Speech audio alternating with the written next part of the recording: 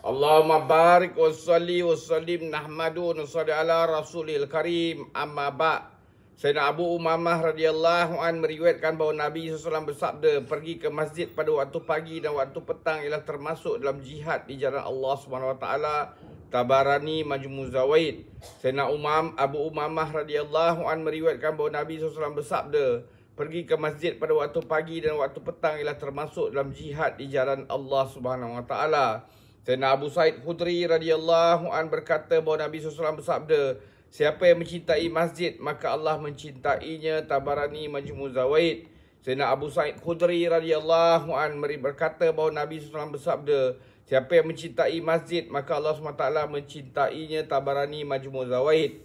Sayyidina Abu Darda radhiyallahu an berkata bahawa saya telah mendengar Nabi SAW bersabda, masjidlah rumah bagi setiap orang yang bertakwa. Allah SWT telah menjamin untuk memberi ketenangan, rahmat dan melintas titian sirat untuk mendapat keredaannya dan terus ke syurga kepada orang yang telah menjadikan masjid sebagai rumahnya. Tabarani Bazar Majmu' Zawaid. Sayyidina Abu Hurairah radhiyallahu berkata bahawa saya telah mendengar Nabi SAW bersabda, masjidlah rumah bagi setiap orang yang bertakwa. Allah SWT telah menjamin untuk memberi ketenangan, rahmat dan melintas titian sirat untuk mendapat keredaannya dan terus ke syurga kepada orang yang telah menjadikan masjid sebagai rumahnya. Tabarani Bazar Majmu' Zawaid.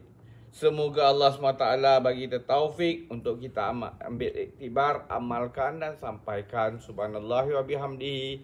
Subhanakallahumma bihamdika asyhadu an la ilaha illa anta astaghfiruka wa atubu ilaik. Subhana rabbika rabbil izzati amma yasifun. Wassalamu alal mursalin. Alhamdulillah rabbil alamin. Taqabbalallah.